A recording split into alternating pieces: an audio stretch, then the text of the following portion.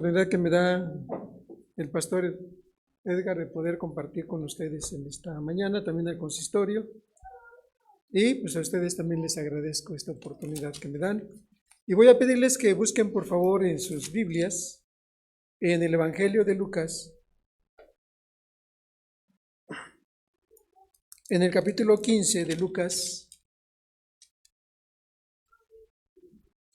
Y voy a pedirles que leamos esta porción de la palabra del Señor, del versículo 1 al versículo 7.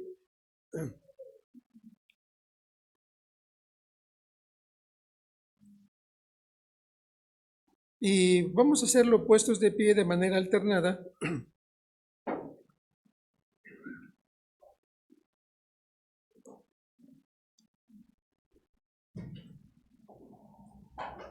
Dice la palabra del Señor de la siguiente manera: se acercaban a Jesús todos los publicanos y pecadores para oírle.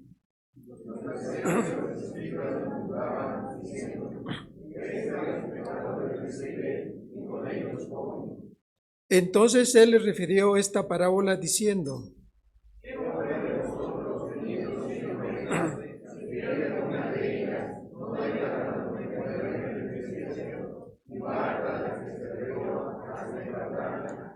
y cuando la encuentra, la pone sobre sus hombros gozoso.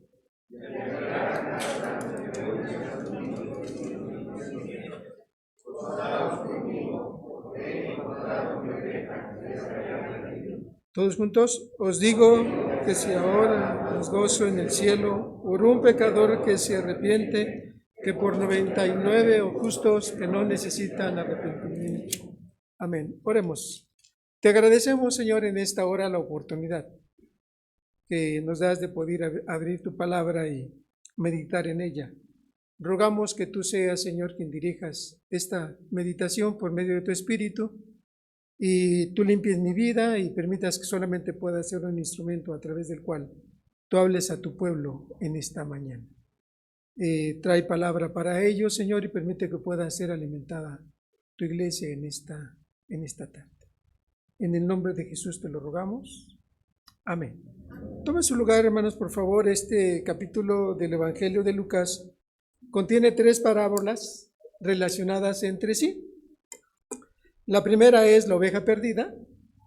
La segunda parábola que aparece en los siguientes versículos después del versículo 7 es la moneda perdida.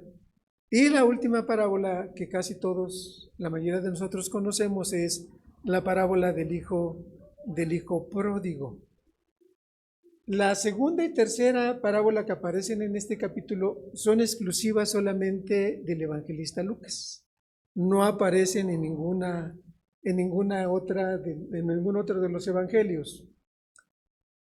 Estas 3 parábolas tienen como tema central el amor anhelante de Dios por los perdidos, por aquellas personas que se encuentran lejos de la comunión con Dios. Y como dice el Señor Jesucristo, en respuesta a esta situación que se estaba dando en ese momento histórico, es que los pecadores, los publicanos, se acercaban a Jesús para escuchar. Y el hecho de recibir Jesús a estas personas levantó críticas. Críticas de los escribas y de los fariseos.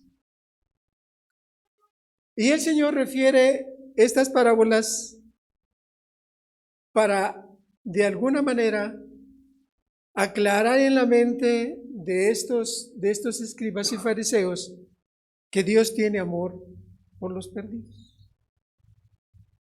El pastor busca la oveja perdida. La mujer cuidadosamente busca en toda la casa hasta encontrar la moneda que había extraviado. Y en la parábola del hijo pródigo, el corazón del padre está afligido por su hijo perdido.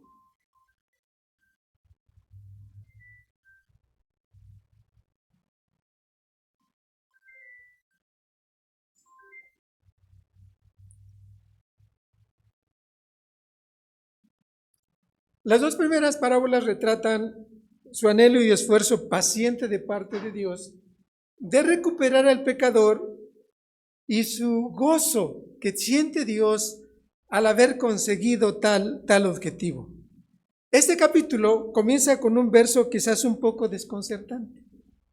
Y digo desconcertante porque ha producido grandes resultados y beneficios para las almas que se encuentran perdidas y lejos, desorientadas, lejos de la comunión con Dios. Dice así el versículo: se acercaban a Jesús todos los publicanos y pecadores para oír.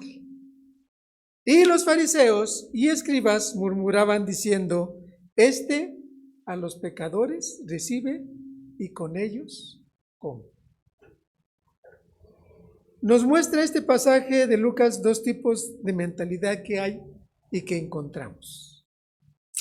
Primero, vemos que hay personas que se sienten indignas, que son los marginados por la sociedad. Y estos marginados habían escuchado acerca de Jesús. Y lo que habían escuchado acerca de Jesús era que Jesús atendía y recibía a estos marginados, a estos incomprendidos, a estos segregados de la sociedad.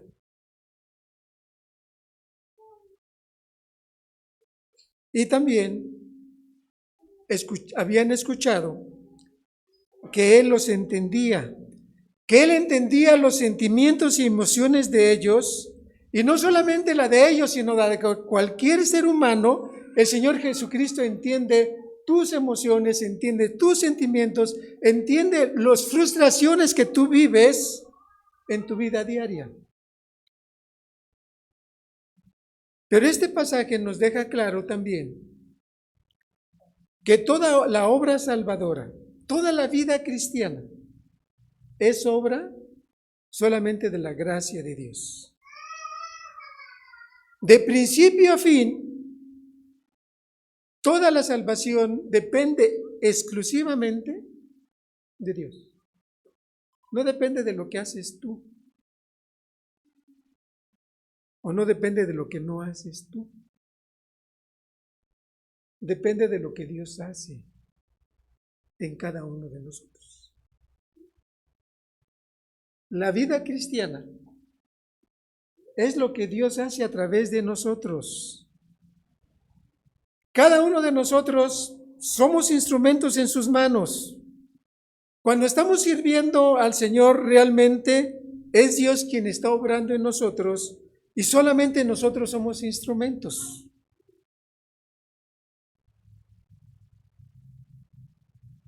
Pero Jesús consideraba como prioridad de su ministerio a los pecadores. Lo segundo es que encontramos en este pasaje también es los que se sienten dignos, los que creen que no tienen ninguna necesidad de recibir nada más, porque ellos pueden sentir o pueden ser capaces de poder llevar a cabo las cosas por sí mismos.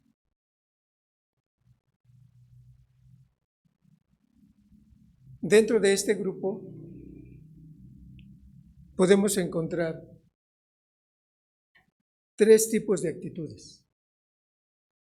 Dentro del pueblo o dentro de la iglesia cristiana, cada uno de nosotros como creyentes percibimos el Evangelio, percibimos la vida cristiana, percibimos a Dios de diferente forma.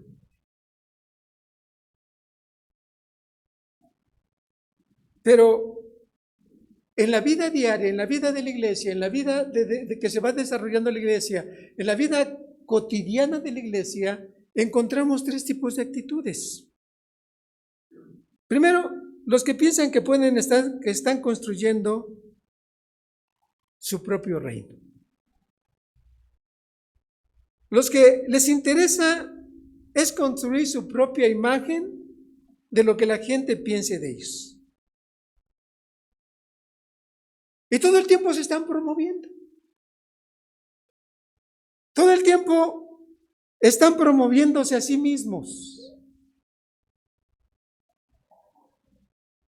Yo soy, yo puedo, yo soy capaz.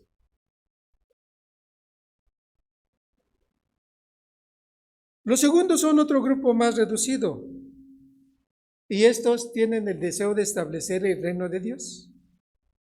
Quieren servir con toda su energía. Todos ellos ponen su vida para servir a Dios y para edificar la iglesia. Pero ellos son los que ponen las reglas.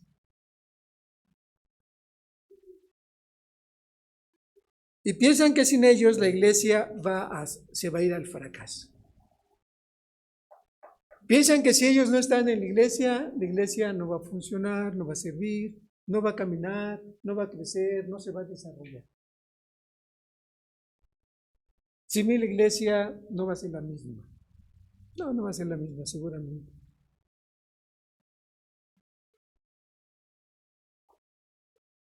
Y el tercer grupo, que es el que está más reducido todavía, es el grupo que se da cuenta de que son solamente instrumentos de Dios.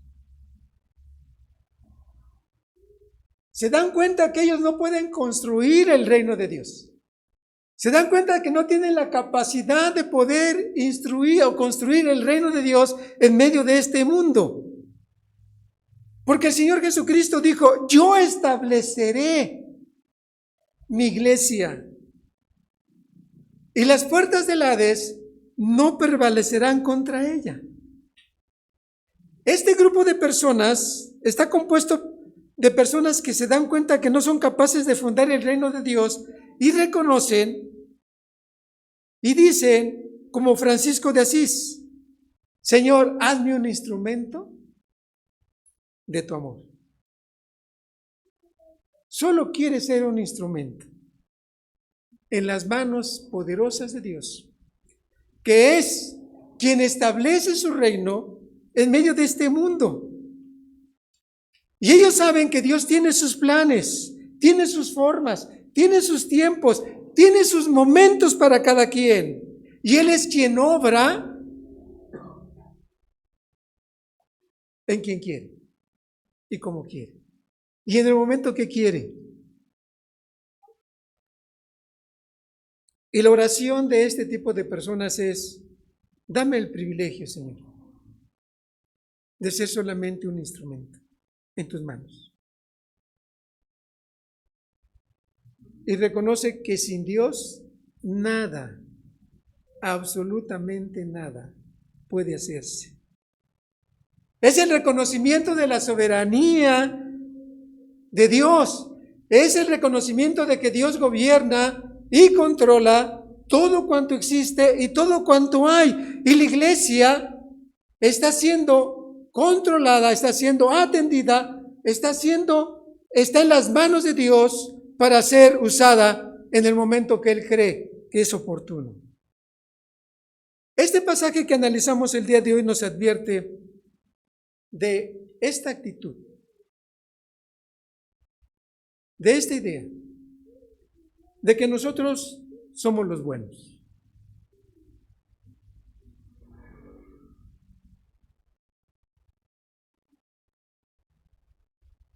O de muchos que creen y que entienden el Evangelio, que el Evangelio solamente es para los medios buenos, no para los malos.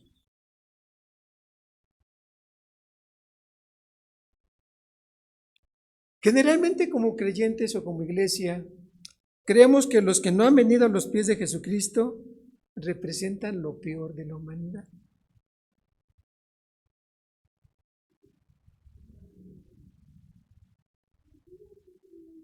Y que no merecen la bondad de Dios.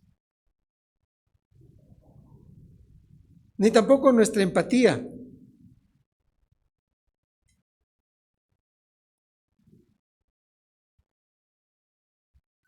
Pero la antítesis de Jesús es,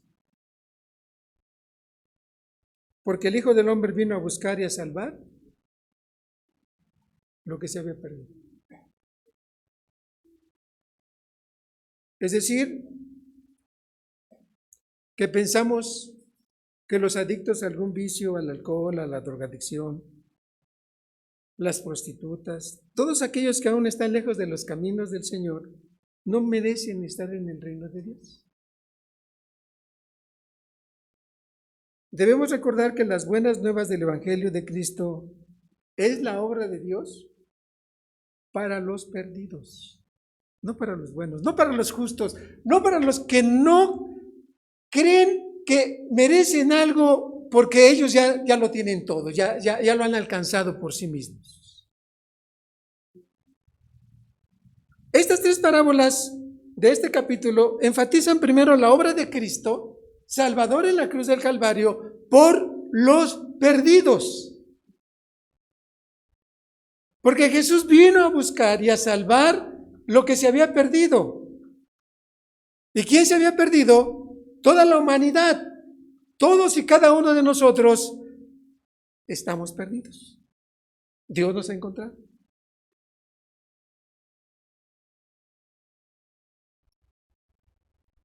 Lo segundo es la obra del Espíritu Santo, que obra y regenera el corazón y el pensamiento de los que son elegidos. Nosotros no cambiamos. Nosotros no nos transformamos. Dios nos hace nuevas criaturas a través de la obra del Espíritu Santo. Y lo tercero, vemos que al final la obra de Dios, el Padre, que recibe al Hijo pródigo de tal manera que su amor se manifiesta y queda manifiesto por aquel Hijo que se encontraba perdido y que fue encontrado. En esta parábola, primera parábola, encontramos que el pastor tiene 100 ovejas y deja las 99 buenas en el corral. Deja las 99 obedientes. Y al final de la parábola dice que ellas creen que no necesitan arrepentimiento porque se creen buenas. Cristo va tras la oveja descarriada. Cristo no va por los buenos, va por la oveja perdida y pecadora. Esta oveja no quería saber nada del redil. Esta oveja no quería saber nada de otras ovejas. No quería saber nada del pastor. Esta oveja quería ir por su propio camino, quería ir por sus propios esfuerzos, quería ir sobre sus propios objetivos y no consideraba el amor de Cristo. Jesús, con mucho amor y con mucho sacrificio, lo busca y encuentra a esta oveja perdida. Algo que nos enseña esta parábola es que todos los que nos creemos buenos somos rechazados en el reino de Dios. Esto obviamente va contra todo lo que nosotros pensamos. Nuestros instintos humanos nos hacen pensar que Dios se identifica con los que nos creemos buenos, no con los malos. Pero aquí vemos que Dios rechaza al que se cree bueno. Dios rechaza a las personas que se creen buenas, y esta opinión de la bondad viene de nosotros mismos. Pues yo no soy un criminal, ¿no? No soy un secuestrador. No soy tan malo. Soy bueno. ¿Al lado de quién?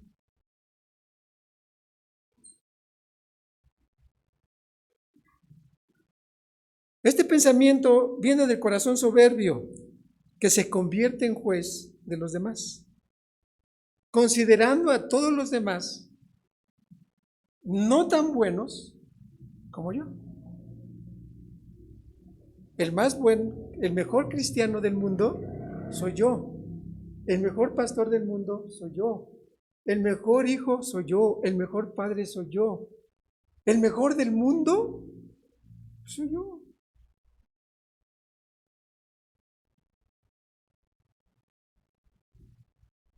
Si podemos ver una vez más este pasaje, podemos ver lo siguiente, que los que se acercaban a Jesús, ¿quiénes eran? ¿Los buenos o los malos? Los indignos.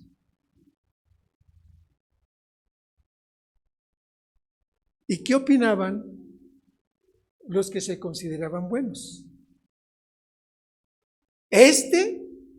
A los pecadores recibe y además come con ellos. Es decir, no solamente los recibe, sino además comulga, tiene comunión con ellos.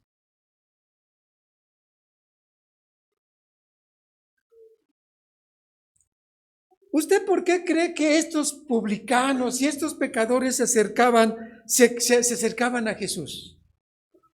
Los publicanos eran considerados en Israel como traidores. Las personas no los saludaban.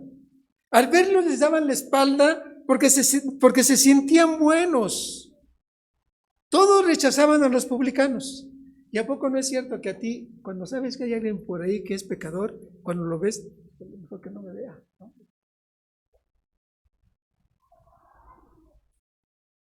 Hace algún tiempo, pues algunos años, hace como unos 30 años, en una iglesia donde llegué a ser pastor, y yo estaba recién llegado, me comunicaron de una persona que había adulterado y se había ido con el amante. Y entonces la familia se reunió, una familia grande, se reunió y acordó no dirigirle la palabra a tal persona, no hablarla, no saludarla, no visitarla, romper completamente relaciones con ella, porque era una pecadora.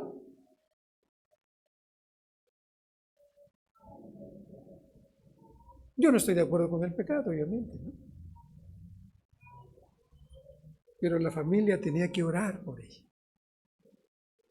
Tenía que visitarla para hacerla recapacitar, que se arrepintiera de su pecado y que volviera a la comunión de Dios, que dejara su pecado y volviera a los caminos del Señor. Era el trabajo que tenían que hacer. No, como los judíos marginaban al pecador, como los fariseos y escribas marginaban al pecador. ¿Por qué? Porque nos convertimos en jueces de la vida de los demás. Lejos de que nosotros tengamos misericordia,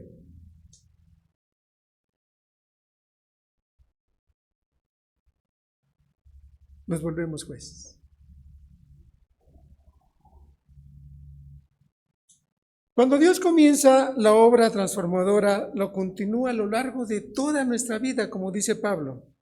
Estoy persuadido de que el que comenzó en vosotros la buena obra la perfeccionará hasta el día de Jesucristo. ¿Qué promesa tan preciosa es esta? Porque a lo largo de nuestra existencia vamos dando tumbos en nuestra vida diaria, en nuestra vida cristiana. Vamos cayendo, resbalando y levantándonos. A veces estamos hasta lo alto y a veces estamos hasta el suelo. Pero quien transforma y persevera en nuestra vida la transformación es el Espíritu Santo. Es quien hace la obra en las personas necesitadas, como los publicanos. Él es quien ha prometido perfeccionar esa obra que Él ha comenzado. Y esa obra que ha comenzado en nosotros la perfeccionará el día de Jesucristo. Así que en nuestra vida diaria, todos nosotros caemos.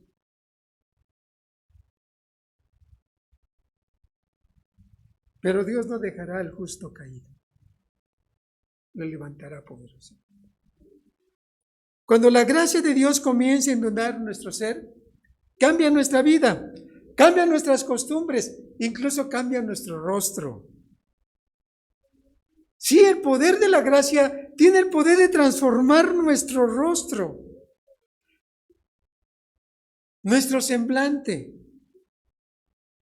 ¿De qué manera lo cambia? Bueno, cuando los publicanos y pecadores veían el rostro de Jesús, veían en él aceptación, no les daba la espalda. Los recibía y los saludaba con gusto. Los trataba como igual a los demás. Sabían que Jesús aceptaba y se notaba en su rostro. De tal manera que el publicano y el pecador se sentía con el ánimo de acercarse, con el ánimo de escucharlo, porque sabían que Jesús les amaba. Se daban cuenta, percibían, sentían que Jesús les amaba. ¿Qué es lo que ven las personas en nuestro rostro como cristianos? ¿Qué ven las personas en tu rostro? ¿Qué ven las personas en tu rostro? ¿Qué ven tus vecinos? ¿Qué ven tus compañeros de trabajo, tus compañeros de escuela? ¿Qué ven tus vecinos en tu rostro, en ti como cristiano?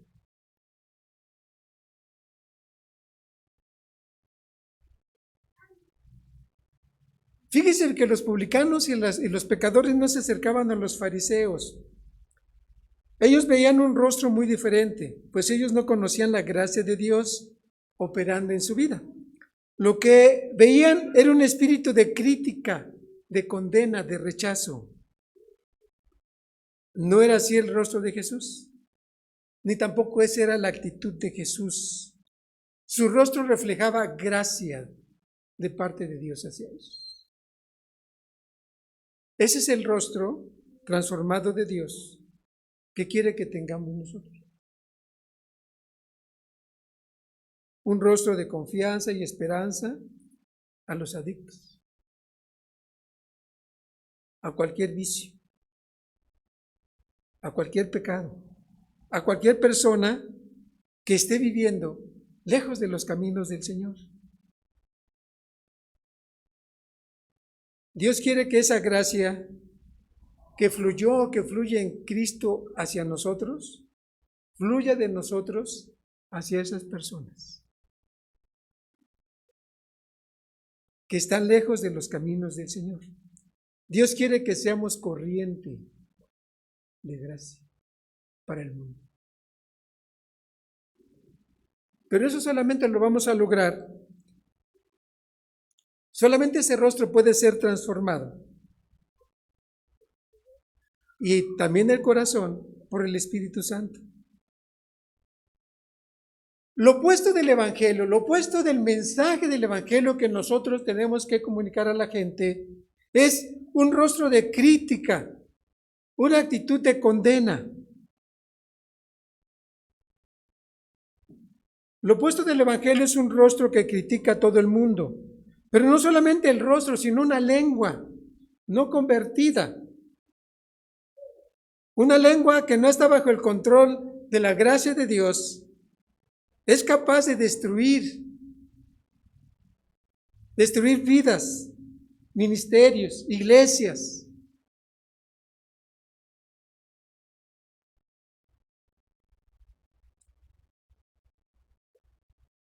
¿Usted ha sentido ese rechazo, esa crítica de parte de los miembros de la iglesia? Estoy seguro que sí.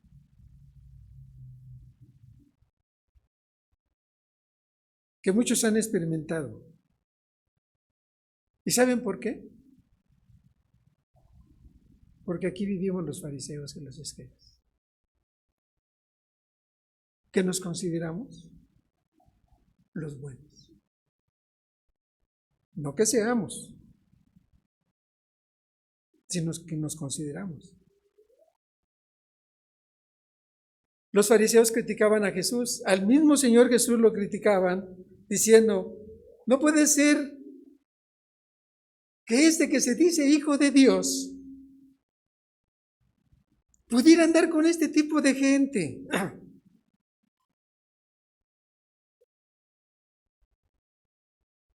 ¿Cómo que recibe a los publicanos y a los pecadores y come con ellos? Si Cristo entrara a esta iglesia el día de hoy, que seguramente está en medio de nosotros, pero si viniera físicamente, y hubiera una fila de pecadores y una fila de los que nos sentimos buenos, ¿a dónde creen que se iría?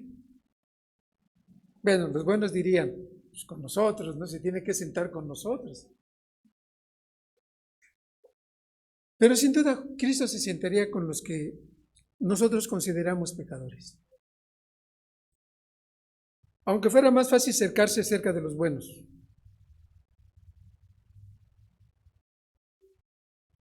Y seguramente la crítica de nosotros sería, ¿cómo es posible que se siente con esa? ¿Que no sabe quiénes son? ¿Que no sabe cómo se portan? ¿Que no sabe su vida?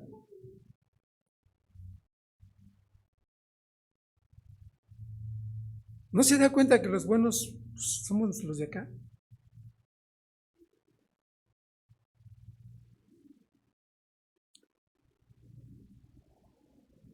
No es que Dios esté en contra de una vida correcta, íntegra. Pero esta vida correcta, íntegra, debe estar basada no en nuestros hechos, no en nuestro comportamiento como nosotros creemos que nos portamos muy bien, sino debe de estar basada en la obra regeneradora que el Espíritu Santo hace en nuestra vida por medio de nuestra fe. Y en la obra redentora de Cristo alcanzada en la cruz del Calvario. Los fariseos tenían confianza en ellos mismos porque ellos eran hijos obedientes. Su lema era, el justo por la obediencia vivirá. Pero el lema del creyente, el lema de la nueva criatura en Cristo es, el justo por la fe vivirá. Debemos predicar la fe que produce obediencia como resultado de la obra regeneradora del Espíritu Santo en nuestra vida. Si hacemos esto, estamos predicando el Evangelio auténtico y verdadero. Y es como Pablo bien decía, no es que haya otros evangelios, sino que se ha pervertido el Evangelio de Cristo. Quiero concluir diciendo lo siguiente. Los que están construyendo su propio reino, ¿qué tipo de creyentes somos nosotros? Los que están construyendo su propio reino, lo que les interesa es construir su propia imagen. Y muchos siempre están pensando, ¿qué es lo que piensa la gente de nosotros? Y lo importante para este tipo de gente es promoverse a sí mismos. O somos de los que desean establecer el reino de Dios queriendo servir al Señor y ponemos todo nuestro esfuerzo, toda nuestra energía para supuestamente edificar la iglesia, pero somos nosotros los que ponemos las reglas. O somos de los que nos damos cuenta que no somos sino solamente instrumentos en las manos de Dios. Y que no podemos construir el reino de Dios nosotros, sino nosotros debemos dejar que Cristo construya su reino y nos use solamente para ser instrumentos de su amor. Porque Cristo dijo, yo estableceré mi iglesia y las puertas del Hades no prevalecerán con ella. Es Dios quien establece su reino y cambia la vida de quien quiere. Vivamos el Evangelio de fe, de modo que si alguno está en Cristo, nueva criatura es. Las cosas viejas pasaron, he aquí todas son hechas nuevas. La iglesia está constituida de los que reconocen su pecado y se refugian en Cristo por el sacrificio que Él ha hecho en la cruz del Calvario para perdón de los pecados. ¿Quieres hoy tú refugiarte en Cristo? Hermanos, hermanas,